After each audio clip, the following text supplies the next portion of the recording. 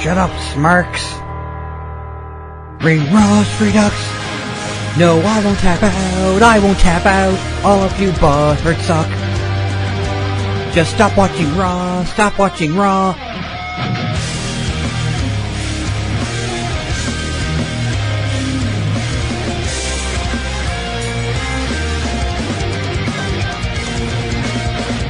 Now part of Club Kayfabe creative community. So nothing to pre-preview or pay-per-review this week. So just do some news. But starting things off though, we're starting with some sad news for Paige and her fans, as WWE's medical staff fear that they'll be unable to clear her in time to compete in the first ever all-women's wrestling Royal Rumble match. Paige was originally injured after receiving a stiff kick to the face from Sasha Banks. The injury is said to be worse than originally thought, but thankfully not likely career-ending. So more than likely, before too much longer, she's going to be coming back to smash Sasha Banks in the face, but for right now, she's just going to be laying back for now, probably just out in her backyard, on her deck or whatever, just looking up at the sky, watching all those stars in the night, because I needed a really, really weak segue to go into her theme song.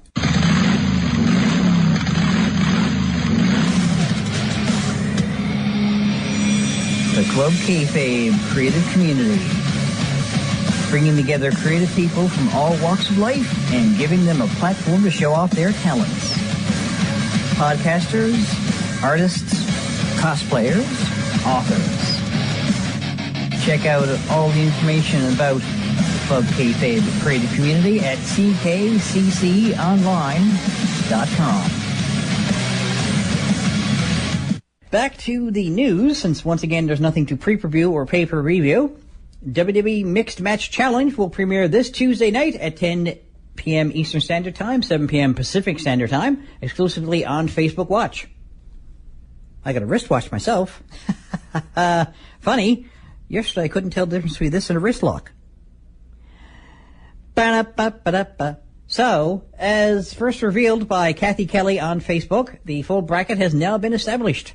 All 6 first-round matches will feature a Raw team taking on a SmackDown Live team.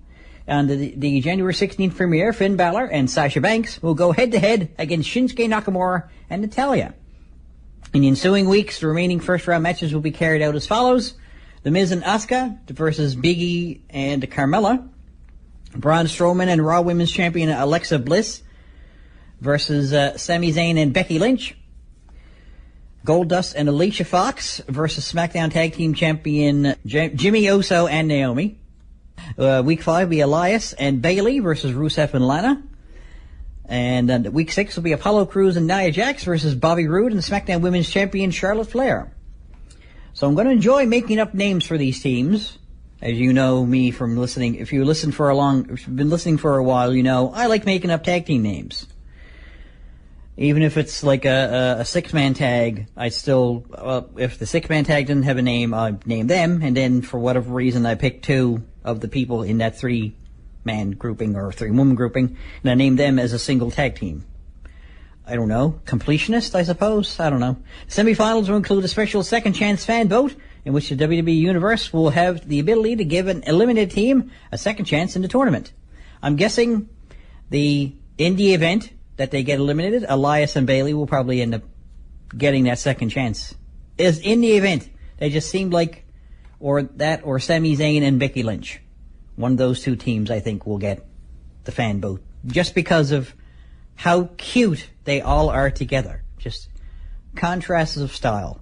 Don't miss a moment of the groundbreaking tournament when it premieres this Tuesday, January 16th, exclusively on Facebook Watch at 10 p.m. Eastern Standard Time, 7 p.m. Pacific Time. They like repeating themselves because they like repeating themselves. And did I mention they like repeating themselves? Follow the official WWE Mixed Tag Team Mixed Match Challenge Facebook page for all the details.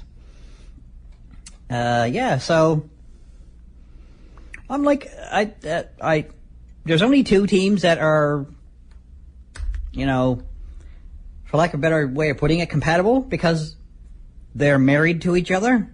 So Rusev and Lana are married to each other, and Jimmy Uso and Naomi are. So, the others are Finn Balor, Sasha Banks. I saw the video for that. He came out with the Sasha Banks glasses on and said, hey, we're a team. And Shinsuke Nakamura and Natalya, they're randomly matched up, I think, by the gist I get from the videos. Miz and Asuka, it could be a winning team. Big E and Carmella, I never saw a video for them. We'll have a look for it. Strowman and Bliss, that's just over my head right there. Sami Zayn and Becky Lynch. I mean, Sami Zayn was disguised and being all loud and raucous and everything in line up waiting for Becky Lynch to sign his thing, and he said, "No, I don't want your autograph. I want," and then he incredibly slowly started taking things off, like took off his hat and a beard, fake beard, and what seemed like to take an awfully long time. Should have been able to do it just one fell swoop, take the whole thing off. It's like, ow, okay, I ripped part of my face off, but we're going to be a team. Goldust and Alicia Fox just might be the most appropriate of all the mixed matches, I think. Aside from the ones who are married, of course. Elias and Bayley could be just for his reactions to her. Like, she's so peppy and he's just Elias. So, Apollo Crews and Nia Jax, not so sure how they're going to work out, but could be. Bobby Roode and Charlotte Flair seem to have the right attitude to be, So like I said, I'm going to look forward to making up tag team names. I may do that later today or tomorrow or whenever. But I'm looking at these teams, and one of them really sticks out to me, and that's the Braun Strowman and Alexa Bliss.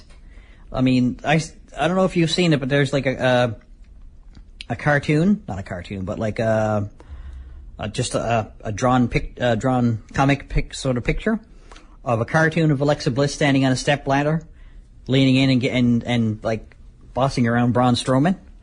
So it's rather humorous. So, man, is it just me, or is she just one hell of a teeny weeny meanie?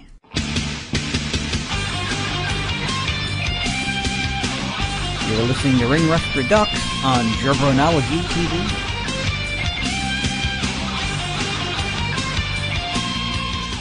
Now part of the Club Kayfabe creative community. Back to some of this week's wrestling news. Mark Henry's apparently pretty much retired as an active WWE superstar. His last match took place at the 2017 Andre the Giant Memorial Battle Royal at WrestleMania. He only competed in 3 total matches this past calendar year as well. While he's still under contract with McMahonopoulos, Henry's advertised to appear at a Northeast Wrestling event on March 2nd in Waterbury, Connecticut. I was going to say Kentucky. Anyway, alongside names such as Rey Mysterio, Tennille Dashwood, formerly known as Emma in WWE, Flip Gordon, and Matt Riddle. The show's a charity event, and Mark won't be wrestling, as he isn't looking for any further bookings.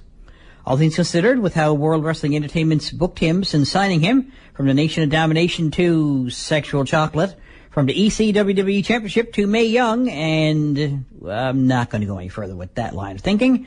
He stuck with it and made WWE pay him every cent of his multi-year contract. Kudos and congratulations on coming out the other side alive. It's a little sad, actually, when you have to congratulate someone on not dying.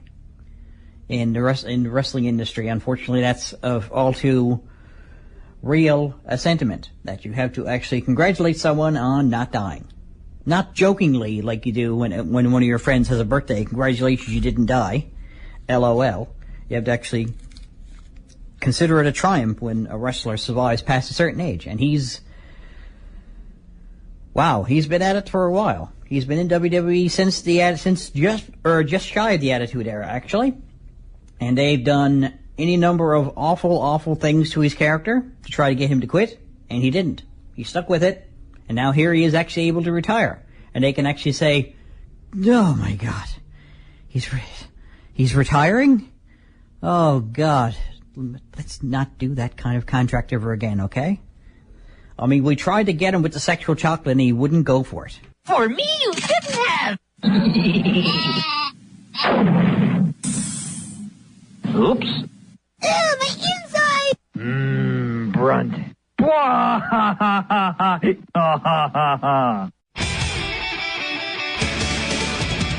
You're listening to Ring Rust Redux on Jobronology TV.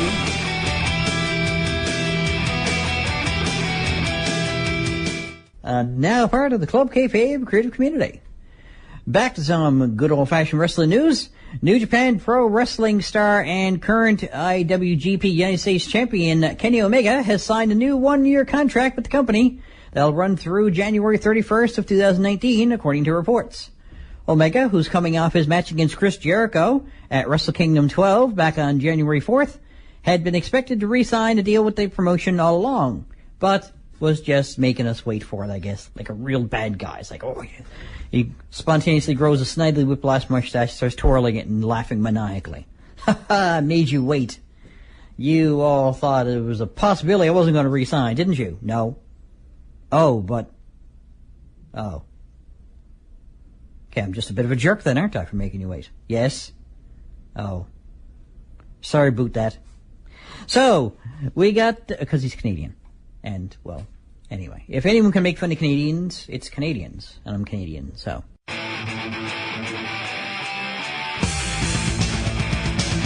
You're listening to Ring Rust Redux on Jabronology TV.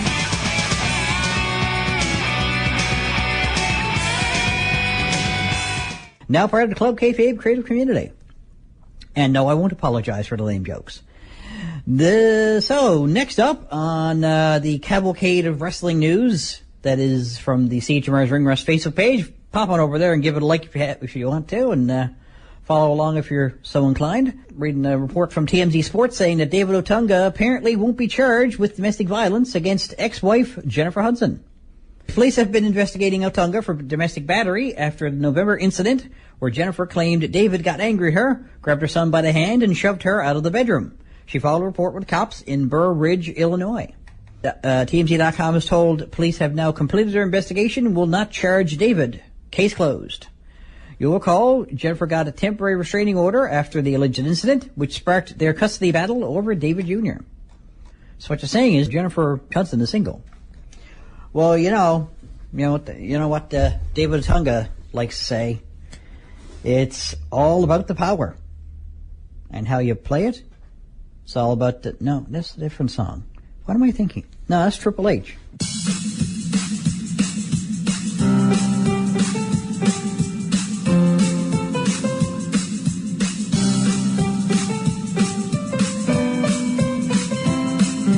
Like me on Facebook, tinyurl.com/ringrust. Follow me on Twitter @MarkJabroni. And subscribe to Jabronology TV, youtube.com/fanboymarkjabroni.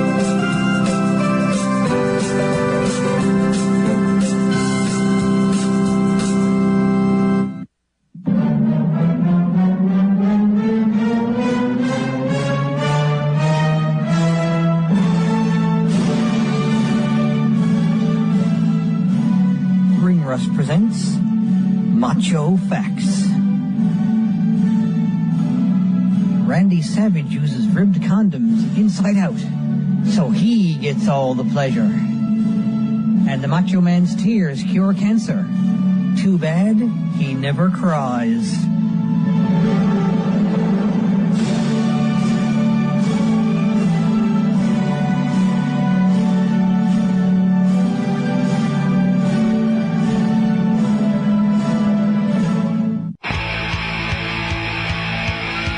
You're listening to Ring Rust Redux on Jabronology TV.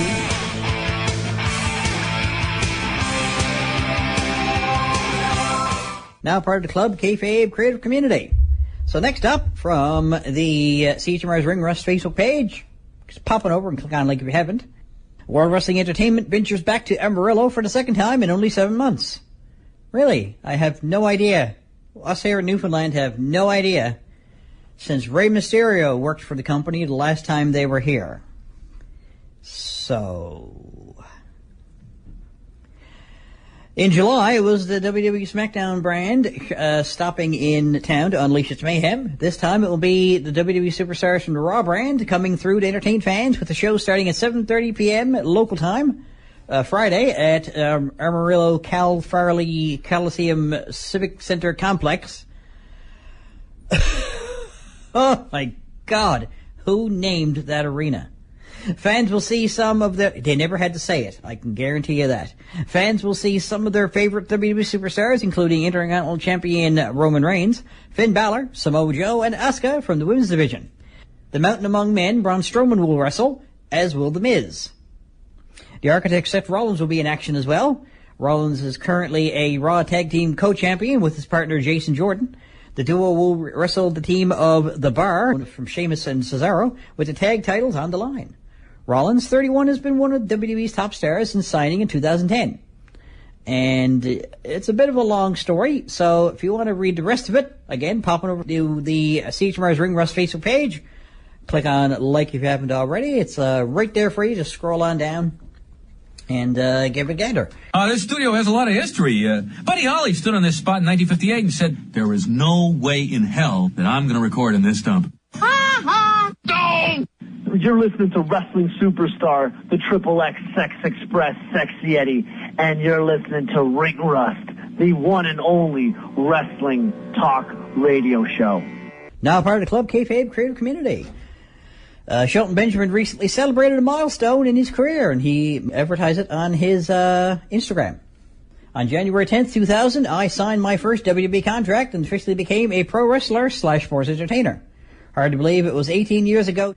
Thank you all who have cheered / booed, supported or hated. It's all motivation for me. The ride is far from over. I guess the best way to put it is hashtag ain't no stopping me now. Hashtag 18th year anniversary. You are listening to Ring Rust Redux on Jabronology TV.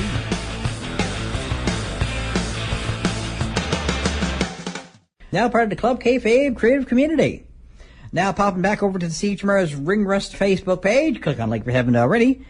And scroll on down to the TMZ Sports article where Enzo Amore says that Ronda Rousey may be an all-time great inside the octagon, but the WWE superstar says it's going to be a painful transition for her if and when she steps into the ring. He even goes as far as to say she could get a rude awakening.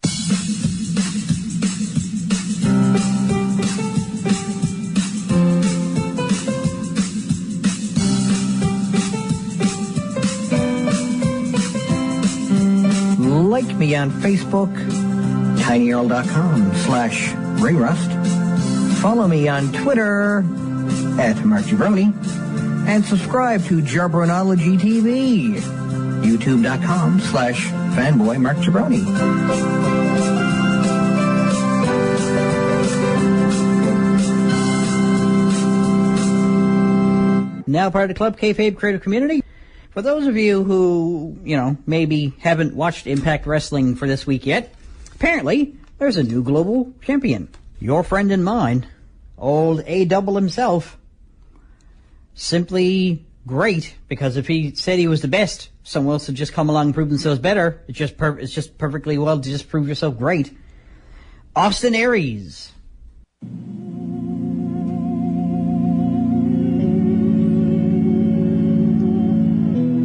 That's it for another show, kiddies. Check me out on Facebook, where you can keep track of all the news that's right on the mark, from around ringside to the latest concerts. See you at the shows. Later days.